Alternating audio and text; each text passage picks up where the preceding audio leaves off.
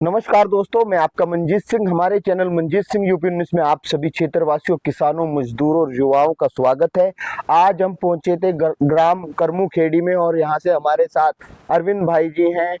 उनके बारे में पूरा रूबरू होंगे और उन्होंने जो है वार्ड नंबर 17 से जिला पंचायत सदस्य के लिए अपनी दावेदारी ठोकी है और यहाँ से चुनाव की तैयारी में है। तो क्या पूरा उनका मैप है, किस तरह से वो तैयारी कर रहे हैं, किन बातों को लेकर क्या उनके एजेंडे रहेंगे, क्षेत्र की समृद्धि के लिए कार्य करेंगे। तो एक बार बात करते हैं। नमस्कार जी। जी अरविंद जी, स्वागत है आपका चैनल अरे में। मंजीत जी, आपका भी बहुत बहुत स्वागत है जी। और सुनाइए, आप सामाजिक कार्यों में हमें देखते हैं, लगातार लगे रहते हैं, जी जी हर जगह पहुंचते हैं। जी जी। तो आप क्या सोचकर आपने अब की बार चुना कि मैं वार्ड 17 से चुनाव लड़ूं? देखिए, हमारा जो जिला पंचायत का वार्ड 17 है, इसमें 9 गांव आते हैं। इसमें खेड़ी, करमू, दिलोन, बलवा, सिंभालका, झाल, बरला जट, पुराना, आदमपुर और सेंटा। तो इन 9 के 9 गांवों में जो अभी तक चीजें होती आई हैं जिला पंचायत की दृष्टि से, उस मामले में ये हमारा क्षेत्र जो है पूरा का पूरा वो काफी पिछड़ा हुआ रहा। जिला पंचायत निधि से जो चीजें होनी चाहिए इस क्षेत्र में बहुत कम हुई हैं। अभी तक के जो पहले जिला पंचायत के लोग रहे हैं, उनका मेरे ख्याल से विकास पर इस क्षेत्र के प्रति बहुत ज्यादा रुझान नहीं रहा। वो शायद दूसरे कार्यों में ज्यादा व्यस्त रहे। मैं किसी के बारे में पर्टिकुलरली बात नहीं करना चाहूंगा, लेकिन देखने में यही आया है कि जिला पंचायत की दृष्टि से जितना काम होना चाहिए वो नहीं हुआ। ये इसके अलावा बाकी युवाओं की चीजें हैं, जैसे खेलों के लिए यहाँ कोई सुविधा नहीं है। इसके अलावा मेडिकल की बात करें हम? जी हाँ, बिल्कुल कर सकते हैं। तो मेडिकल के लिए कोई उन्हें आपने अब तक देखा कोई अच्छी चीज हुई है जो जिला पंचायत की तरफ से होना चाहिए? नहीं आसपास के नहीं, हमारे वार्ड 17 में जिला पंचायत की तरफ से मेडिकल की, खेल की कोई सुविधा अब तक नहीं दी गई है। अच्छा, आप पहले दिल्ली रहे, क्या मन में आया कि लड़ना है कि ये जो चीजें आप देख रहे हैं कि क्षेत्र का जो विकास होना चाहिए था जिस ग्राफ से, वो नहीं हुआ है? देखिए, मैं आईएएस की तैयारी करने के सिलसिले में दिल्ली गया था।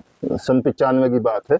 उसके बाद आईएएस की तरफ तो बात नहीं बन पाई, तो फिर मैं पत्रकारिता की तरफ चला गया था। वहाँ मेरे कुछ अमर उजाला में मुझे ब्रेक मिला। पहला अमर उजाला के लिए काम किया। उसके बाद जापान का एक न्यूज़पेपर है, द असाही शिंबुन, इंटरनेशनल लेवल पे बड़ा फेमस न्यूज़पेपर है, उसके लिए मैंने काम किया। उसके बाद फिर दैनिक भास्कर, आप जानते ही होंगे पत्रकार के नाते, तो दैनिक भास्कर में मैंने काम किया। और फिर मैं दिल्ली में ही था पूरा समय, राष्ट्रीय स्तर की और अंतर्राष्ट्रीय स्तर की चीजें करता था। उसके बाद मैं जयपुर रहा 2 साल के लिए, वहाँ स्टेट लेवल पे और उस तरह की चीजें मैंने की। तो 2014 में मेरे मन में एक ख्याल आया कि भाई मुझे अपने क्षेत्र के काम विकास के लिए भी, अपने क्षेत्र की भलाई के लिए भी कुछ चीजें करनी चाहिए। तो 2014 में मैं अपनी नौकरी से इस्तीफा देके अपने क्षेत्र में आ गया था और उसके बाद से मैं लगातार यहाँ लोगों से जुड़ा हुआ हूँ, लोगों से संपर्क करता हूँ और जो हमारी एक परंपरा चली आ रही है हमारे पुरखों की, उसका निर्वहन करने का प्रयास कर रहा हूँ। सम्मानने की बात है कि आपने मतलब अपने जो भी आप कार्य एम्स था उन्हें त्याग कर आपको लगा कि समाज को जरूरत है और इन सामाजिक जो कुरीतियां हैं वो दूर हो पाए, तो इसलिए आप फिर इस और आपका ये बना है कि ये आप कार्य करेंगे। देखिए, 3 चीजें हैं। एक तो है शिक्षा। शिक्षा के क्षेत्र में आसपास के आप जिलों में देखिए, हमारा बागपत है, मेरठ है, बहुत प्रगति हो चुकी है। शामली अभी भी बहुत पिछड़ा हुआ है उच्च शिक्षा के मामले में, विशेष रूप हायर एजुकेशन की जब हम बात करते हैं तो उस मामले में शामली बहुत पिछड़ा हुआ है, सुविधाएं नहीं है। दूसरा मामला है खेल का। खेल की यहाँ शामली जिले में इतनी प्रतिभाएं हैं, युवाओं में इतना जोश है। हम तो बचपन में खेलते थे, जब इंटर स्कूल में मैं शामली किसान इंटर कॉलेज में पढ़ता था, तो हम लोग खेल में भी रुचि रखते थे। तो मैंने देखा प्रतिभा बहुत है लोगों में। अब उस समय आपकी बात करूं मैं, उस समय जो क्षेत्रीय खेल थे, अगर देश के खेल थे वो थे। अब टेक्निकल खेल होकर बच्चों में वो आपने बात करी है, वो स्किल्स है, मगर उन्हें पॉजिटिव वे में लाना, क्योंकि जो बच्चे ज्यादा होशियार है वो गलत लाइन भी पकड़ रहे हैं, तो उन चीजों की तरफ भी ध्यान केंद्रित करेंगे ताकि खेल की तरफ रुझान और युवाओं को एक दिशा मिले। मंजीत जी, आप बिल्कुल सही कह रहे हैं। देखिए, खेल जो है ना, ये जैसे स्वस्थ शरीर में ही स्वस्थ मन बसता है, ये एक भावना है। तो अगर खेल की तरफ युवाओं की रुचि बढ़ेगी, जो दूसरी चीजें हैं उनसे वो अपने आप ही दूर होते चले जाएंगे। उनके जो व्यसन हैं, अगर किसी में कोई लगा हुआ भी है तो वो अपने आप ही छूटते चले जाएंगे। तो ये एक बहुत जरूरी चीज है। शिक्षा के साथ साथ खेल पर भी उतना ही ध्यान देना जरूरी है युवाओं के दृष्टिकोण से। तो वो अगर लगेंगे तो मेरे कुछ मित्र हैं, यहाँ भी हैं, बाहर के भी हैं, जो अंतर्राष्ट्रीय स्तर पे काम कर रहे हैं खेल के काम क्षेत्र में। तो मैं उन लोगों के साथ संपर्क में हूँ, और अगर जनता ने मुझे अब की बार आशीर्वाद दिया क्षेत्र की, तो मैं यहाँ पे खेलों के लिए विशेष रूप से काफी काम करना चाहूँगा। खेलों के लिए सुविधाएं देना, और आजकल टेक्निकल, जैसे आपने बताया कि टेक्निकल खेल के प्रति भी चीजें चल रही हैं, लेकिन हमारे जो परंपरागत खेल हैं, जैसे कबड्डी हुई, जैसे पहलवानी हो गई, कुश्ती हो गया, जैसे दौड़ हो गई, वॉलीबॉल हो गया, तो ये तो हमारे परंपरागत खेल हैं। तो इनको लेके मैं देखता हूँ यहाँ युवाओं में बहुत प्रतिभा है। अगर उनको सही सुविधाएं मिले, सही मार्गदर्शन मिले, लोग आए, काम करें, उनको डायरेक्शन दें, तो यहाँ काफी काम किया जा सकता है। अच्छा, बात करें अब हम, आपने कहा कि एक सबसे बड़ा आपका, मुझे जो आपकी बातें सुनकर लग रहा है कि एक स्किल अंदर होती है कि क्या करना भी है। कहते तो सब लोग हैं कि मैं ये करूंगा, मगर आपके पास एक अनुभव है कि आपने आईएएस की तैयारी की, तो आपको कानूनी व्यवस्थाओं का सब पता है। फिर आपने बात करी कि आप पत्रकारिता आपने की, तो आप तो गहनता से अध्ययन करते हैं कि हर एक लूज पॉइंट को आप लोग अच्छे से पकड़ सकते हैं। और आपकी बातों से भी वो अनुभव हो रहा है कि आपके जो वे ऑफ टॉकिंग है, तो उससे भी बड़ा पुरानी जो चीजें हैं उनको छोड़कर अब हमें आगे बढ़ने की आवश्यकता है। और हो गया जो कुछ, मतलब जिसने जो कुछ किया वो उनके साथ था।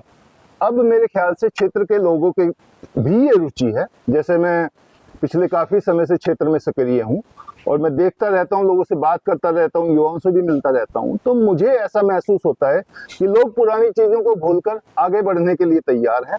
और हमारी जो युवा पीढ़ी है, विशेष रूप से वो युवा अब नई चीज और साथ जोड़कर उनको चलेंगे, और दूसरे लोग भी हमारे साथ आएंगे, जो हमारे बुजुर्ग हैं, जो हमारे मार्गदर्शक होंगे, उनको साथ लेके चलेंगे, प्लानिंग तैयार करेंगे। अच्छा, दूसरी जो आपने बात कही कि हमें कानून का ज्ञान है, बिल्कुल सही कह रहे हैं आप।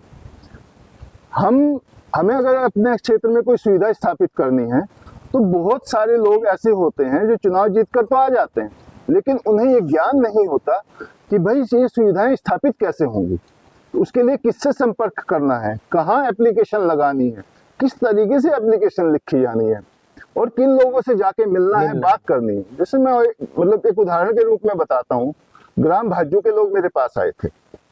हमारे शामली जिले का ही गांव है, उनके यहाँ एक ट्यूबवेल खराब पड़ा था पिछले 25 साल से, सरकारी ट्यूबवेल। जी, सरकारी ट्यूबवेल, और तकरीबन 50 परिवार उस ट्यूबवेल पर निर्भर थे। वो मेरे पास आए, उन्होंने बताया कि ऐसा हुआ।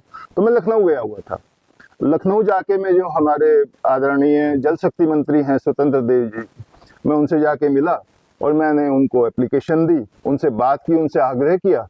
और आप देखिए कि 3 दिन के अंदर अंदर का हम तो एक किस काम के लिए कहाँ जाए। हम तो आप किस बात, चलिए रविंद्र जी, आपने हमें अपना परिचय दिया और बताया कि आपकी क्या नई सोच है। क्या आप इन्होंने बताया है कि किन मुद्दों के लिए, स्वास्थ्य के लिए, युवाओं के लिए और शिक्षा के लिए इन्होंने बात कही है, और जिससे ये क्षेत्र बिक रहा है, तो उनका एक प्रयास है। तो देखते हैं क्या स्थिति रहती है, क्या पब्लिक के पसंद बन पाएंगे और इस क्षेत्र के लिए ये चुने जाएंगे और इस क्षेत्र को सुविधाएं देंगे। तो आपको ये वीडियो कैसे लगा, इसके बारे में जरूर बताएं, और इसी तरह की खबरों के लिए हमारे चैनल मंजीत सिंह यूपी 19 के साथ बने रहें। जय हिंद, जय भारत, धन्यवाद।